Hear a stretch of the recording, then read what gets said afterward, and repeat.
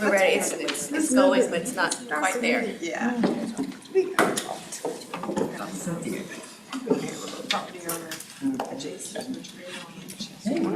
Good morning. See, I sit over here because you normally sit over there. Then you come over here. Let's call to order this May 5th meeting of the Richmond Regional Transportation Planning Organization's Executive Committee. Madam Clerk, do we have a quorum? Yes, sir, we do. Are you ready for me to call the roll? Do we have anybody join us remote today? We do not. Okay. I don't see any reason to call the roll. Do you, Chet? Okay.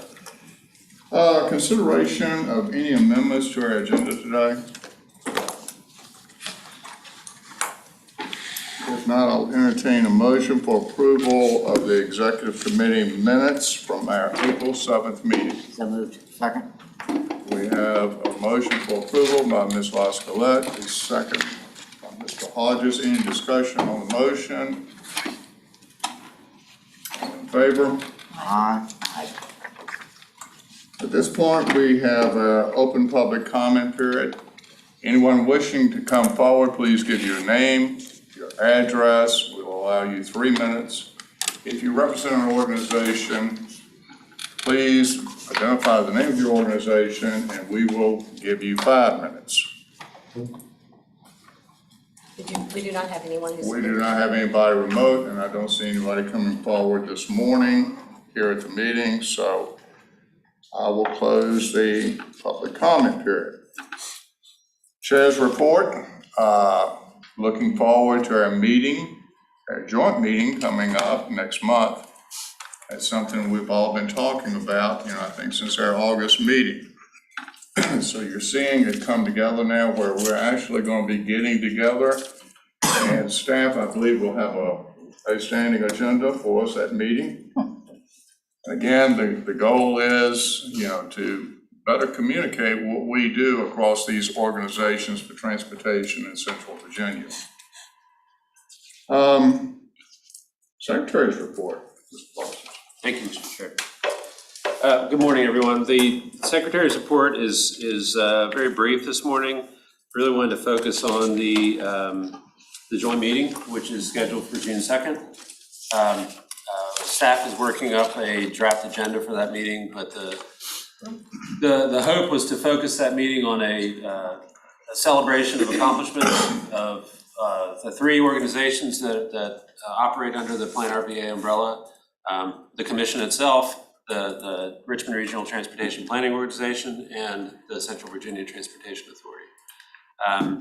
We have all had our heads down, focused on the work for the last 2+ years, and I think that this is a great opportunity initiated by the TPO to come together as partners and understand how each of the organizations collaborates and moves the region forward. So we're looking forward to working with the chair as well as Mr. Thornton and Mr. Winslow to put that agenda together over the next short period and make sure that gets out for public consumption and hopefully we get some public participation as well. We do have hopefully everyone got it. We sent out a save the date, and we're working with the other organizations to arrange the regular June meeting so that we were able to focus on June 2nd and not duplicate and ask for you to commit any more of your time than is necessary in June. Again, it's going to be we're trying not to focus that meeting on any regular business as much as possible. We are hoping to focus it on what's been accomplished and the work that's ahead for the next year. Good stuff. That brings us to a review of selected Rrtpo agenda topics. Yes, sir. Thank you. Looking ahead to our 9:30 meeting, it's a good mix of topics, especially under new business. The first item is a presentation of our updated Bike Ped 2045 plan, which is it's a component of the larger long-range transportation plan, but it focuses specifically on all of the bicycle, pedestrian, active transportation improvements that are that make sense and are suggested for the region. This is an update from our 2004 plan, so it has been a few years since that plan was updated. And our staff is really excited to share the highlights of that with you. It has gone through the TAC previously, and there was action requested to adopt the plan, hopefully as presented today. We had and you'll get updated information, but we had a really great public engagement period, not just for the final draft, but through the entire process of developing the plan. So public's been engaged. We've utilized all of the things we've learned through COVID in terms of virtual engagement and providing many ways for people to be part of the process. So we're excited about the plan, and it's one other accomplishment that I think the TPO can celebrate. We have the next two items are important business that both have action requested. The first is a request from Chesterfield County on a congestion mitigation air quality project, and that is on page 24 of your packet. This is related to a roundabout on Alverser and Old Buckingham Road, and then it's about replacing with more suitable projects for the timing of implementation with Lewis Road at Route 10 and Woodlake Village at 360. So, and Mr. Bushing will provide more information on that request at the time. But that, again, that went through TAC, and that is recommended for action to approve selection of the replacement projects. And then at item 3B3 is endorsement of FTA section 5310 applications. This is coming a little bit later than I think is the normal schedule, maybe a month, but we were waiting on the budgets to be approved and federal actions with the new transportation bill. But we have a selection of projects for policy board consideration of endorsement for 5310 applications, and these are all related to community transportation services, enhanced mobility, especially focusing on seniors and individuals with disabilities. And we have a list of, it looks like a handful. I think it's 8 total projects, or total applications for e-consideration. But Mr. Lance will be providing more information on that item under the business. And then finally, if we all can cross our fingers now, is item B4, which is the second reading and motion to approve the bylaw amendments that were presented initially back in, I believe, January. We had our first reading at our last meeting, and if we have a quorum today at our 9:30 meeting, we can move forward with making that change to the bylaws. And it essentially updates the TPO bylaws to match what Plan RVA currently has regarding virtual attendance and the ability to participate by other means under certain circumstances. Then I believe Ms. Lebanon has a question. I've read it, but I'm not sure I see it. Does the person who is participating remotely, are they required to be seen physically on the screen or whatever? They can't participate by telephone? They can participate by telephone.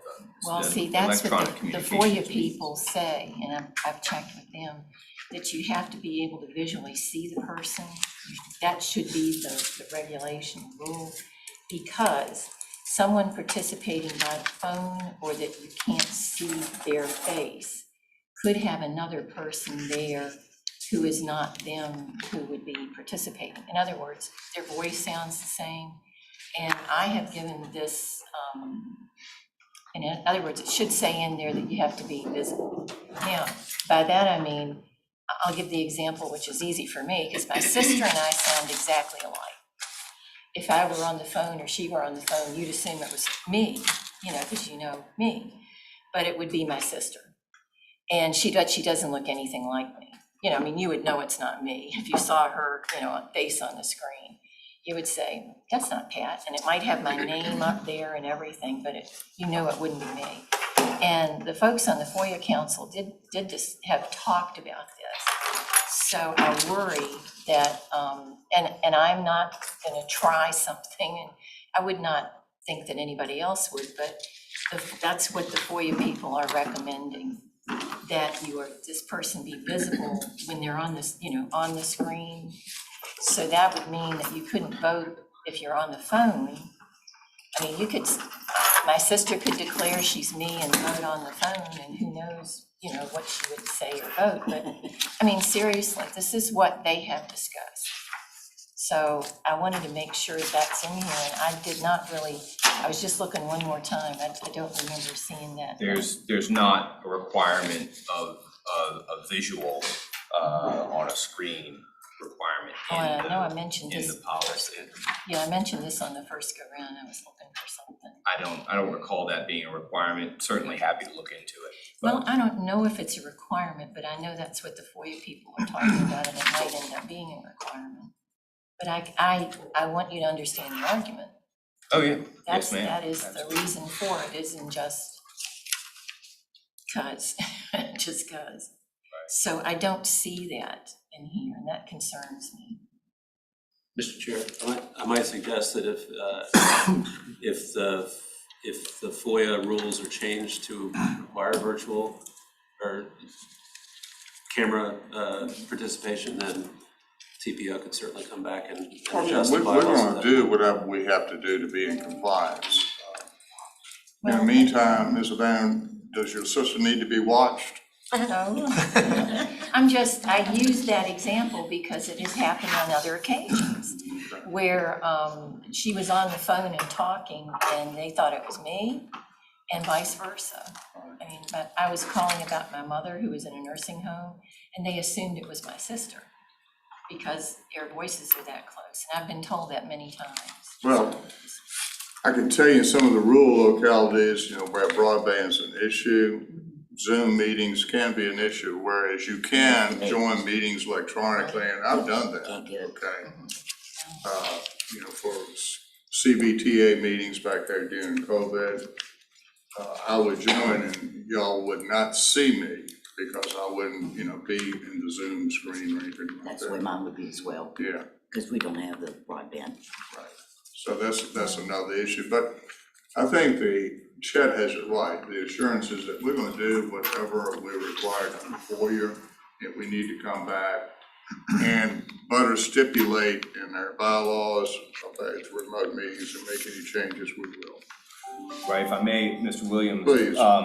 The only bylaw change before you last month and since January and again today doesn't address that particular issue. No. It only removes a prohibition on participating by electronic communication Right. means so as to facilitate that possibility. Now, how that's conducted going forward, of course, is subject to your policy and subject to FOIA, of Well, that course. was one of the reasons I brought it up too, is I assume this could at least be addressed with policy.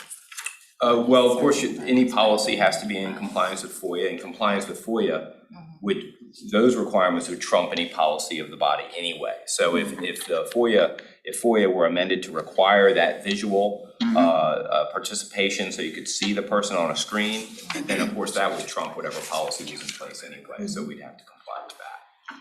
Well, this is an issue that has come up before the FOIA Council and before and it's been, actually, there's a meeting in May, I think in a week from now, which is going to address this, which is another reason it came up. But, well, I wanted to be able to voice that because that is, and the example of my sister, I mean, you can imagine though, too, if you can't, I think part of it is just to be assured that that is the person that is on the line. I mean, one way or the other, whether it be you look at their face or there's some other way to be assured that it is that person. Because not being, here and present in the room, who knows? And I know we have, like Sid Kumar's name's up there, and if he votes just aye, for instance, if he were in, one voting, all you hear is aye, how do you know that's really him? That's all I'm getting at. What way do you have to be assured that it really is the person? Thank you, Mr. Bannon. Chip? Anything else? Mr. Chair, I don't think there's anything else in terms of the upcoming agenda for 9:30. One other note, I don't believe we have the official request yet, but there will be a membership change from Charles City County. At an upcoming meeting. I know that he was present at Mr. Atkins was present at the CBTA meeting last week. And I think the intent is that he will take over all of the responsibilities. Mr. Carter. Yes, sir. Sure. Yes, Mr. Hodges. Are you entertaining questions? I had a question on the agenda. Absolutely. Just to be clear, the action requested for Bike Ped 2045, it's a motion to adopt the Bike Ped, not to recommend policy. This is on, I'm just reading what it says. Yes, sir. Yes, that is correct. That's poorly stated. It should be motion to adopt. Thank you, I just want to clarify. Thank you, Mr. Hodges. Any other questions regarding agenda items? If not, this is the place on the agenda where if any members have any comments or would like to share anything that's going on in their jurisdiction. Paige, I know you have a lot going on this time of year. Has the pony started running? Let me see what we got going on. Today we have National Day of Prayer, where we will meet at the administration building at noon. We have cleanup. We have a community cleanup coming at the end of May. We have our college students graduating and coming home. And that's about all we got going on in May. I'm wishing everybody a safe Memorial Day weekend. And that is it. The ponies start running in July, and they have extended it 8 additional days. It will be, we don't know when the official handover will be between Colonial Downs and our new Churchill Downs partner. And so that will be quite exciting, and I will be bringing you an update on that. And You still have the invitation to come down as your guest in the booth? Well, we'll see if we get a booth. We don't even know if we're gonna get a booth this year. But if we have a booth, absolutely. Absolutely. Outstanding. I just have to get a list before that day. They told me that was my error the last time. I didn't get a list at the time. We can do that. Yeah, I got your name.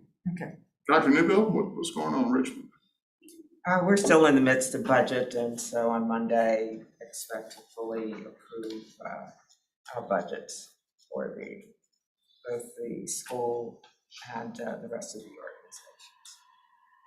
We're still struggling with theirs as well, so Yeah. you will be as happy as I will once you get that behind you. I will be, yes. What about the Center of the Universe? How's that coming along, John? No. It's doing very well.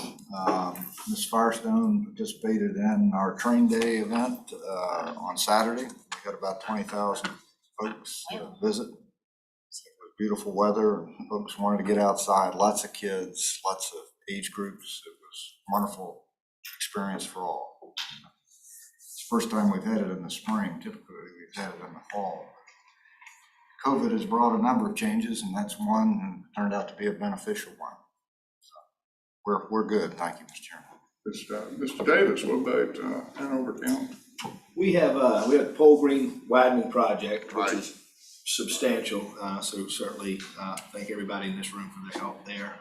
We've had a couple of community meetings, about 80% support, and the other 20% which there were a few design changes. Folks over at your church, the Brooks family, asked me about impacts, and it won't impact them by the church. It doesn't go that far, but the Brooks family showed up at the meeting, and I think they were put at ease there. And I told them I would speak with you about that as well. So that's just a really, really big project. It's gonna help. We are gonna have some issues during construction that you always have with some backups and some delays, but we're mitigating those as well as possible. We do have we're gonna have some landowner issues. We have to take a well, and therefore we're gonna have to acquire a property. But they've been spoken to about that. But generally speaking, folks are pretty happy, and we're past our budget, and we have update on 6-year plan and those rolling things. So interestingly enough, yeah, we're in a really, really good position transportation wise right now, and that's a very comfortable place to be. It is, thanks. So thanks to folks in this room who've helped with some of those projects as well. So thank you. Ms. O'Bannon? Well, we've been pretty busy. Always. We passed our budget in April and set the tax rate, and then we sent out the bills for the personal property tax particularly, and the real estate tax. And we knew the real estate tax was going to be way high because of the scarcity of new homes and so on. So we, of course, planned to have a rebate, which took state law in order to give a rebate. We found the state law saying you could give a rebate on last year's real estate taxes. And then we cut the tax rate by 2 cents. But what we failed to realize is with personal property, vehicles have gone up from 15% to 50%. So when the car tax bills went out last Friday, they landed in people's mailboxes. It was overwhelming. You know, the number of calls that I got and the number of emails. And I was on the phone all day yesterday talking to people because I think that's a better way to handle it. So I think it was Tuesday. I spent the whole day with the finance department and the manager as chairman and said, we got to do something about this. So we are having a press conference tomorrow, and I can't give you the specifics, but because Senate Bill 12 was passed this year at the General Assembly, it allows localities to also give rebates on other taxes, such as personal property. So that's what we're going to do. We're going to tell people to just pay the first half of your tax bill, because we send it out in now and in December. So I would recommend people just pay the first half, because we're going to work on reducing the cost of the second half of the car tax. Mainly, if you think about it, well, we did our budget on a 15% increase to 20% increase in vehicles. And what I tell people is, if you're watching TV, there's an ad where one car place says, we'll pay you 150% of your Blue Book value. Well, when it's the classic definition of inflation, and that is too many dollars chasing too few goods. Because if everybody needs a car and there are no cars available, and go to any used car lot, and I have for the last year, I need a new car, and there are either no cars or there are like 5 used cars there. So the value of your car has increased. It's not just in Henrico, and that's why I'm mentioning this, because depending on when you send out those bills and how you structure it, we are not going to change our rate. It is the lowest in the area. So we're not going to change the rate, but because of Senate Bill 12 that passed last year at the General Assembly, we now have the ability to give a temporary reduction on the amount. You can't change, of course you cannot, by law, you can't change the value of the vehicle. Assessment, thank you. Value, well, Blue Book value, or whatever you want to call it. But you're looking at doing the rebate after July 1. with Well, the Bill law is 12 not, hits. yeah, it isn't effective till July 1st. That's what I'm saying, so you're gonna have to wait Yeah. till But we're lining it up. after, you're teeing it up. And that will be what, tomorrow it's going to be interesting, because I got a lot of statistics, and I'm not going to quote here, but about how this has impacted the county. But every other jurisdiction, I know in Hanover, the bill goes out in December to be paid and by February, and I don't know how Chesterfield does it, or, or like, but, I don't know how Chesterfield does it. I mean, y'all, what? Yeah, December pay by February. Yeah, how bad was it? Because, I mean, how much did the car values go up? Well, it was substantial. I mean, we use the same, by law, we use the same valuation method. Of course, we have three choices, but we use the same document that everybody's required to use. And because we had kind of prepared folks for that, but we normally see that come in January, we get the phone calls. Okay. And so we received a few, but mostly for folks who had substantially, I say substantially older cars, after 6, 7, 8, 10 years where they think it's really coming down and they're just paying something nominal else they can. But it wasn't huge, but you have a lot more cars. Well, that's the other thing, but I had a lot of people who have like a 2018, 2019, 2020 car. Yeah. And their cars are now worth more than they paid for, depending on which vehicle. And they can get it too. Yeah, no, that was They the can other get it thing. today, absolutely. Ms. O'Bannon, what you're saying is very timely, because I took my 2005 Tundra to have it serviced.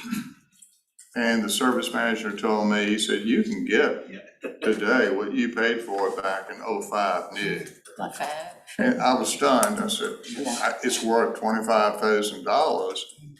The catch is, you hit around the head, where do you go after that? You go buy. I can go buy a $70,000 pickup truck if they have one. That's it. And I'm not anxious to go that route, okay? And if you do, first property tax is gonna go up. Well, I also think that's the reason we're seeing so many car washes going up. So that's the reason. I was wondering, we've been getting a lot of car washes and auto everywhere, it parts. seems. Yeah. Yeah, that's it. Ms. Wascalette, Anyway. what's going on in Goochland? We passed our budget. We didn't do anything with the real estate tax rate, because that's already 53 cents. So we can't go any lower than that. We did lower the personal property tax rate. We're still high, probably higher on that.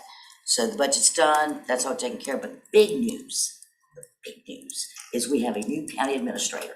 Just inked the deal Tuesday. Oh, wow. His name is Vic Carpenter. He comes to us from Kershaw County, South Carolina. So really excited to have him. He'll be here in another month or so. So Mr. Alvarez finally gets to retire? He's got to go through the transition, but yes.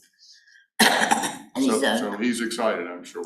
He's done, but probably not as happy as his wife, but but yes, he's done an amazing job filling in for us on this, still for a couple months, Manny, and that was in August of last year.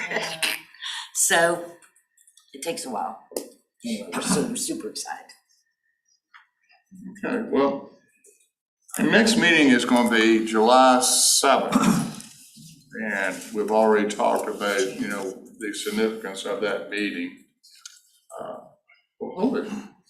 It should be June. June Not for the 2nd. executive committee. Okay, right, I'm sorry. Yes. Yeah, 'cause as soon as I said that, what happened to June? But anyway, our next executive committee will be July 7th. We'll have the June joint meeting, which all of us are looking forward to. So with that, I'll adjourn the meeting this morning. Thank you.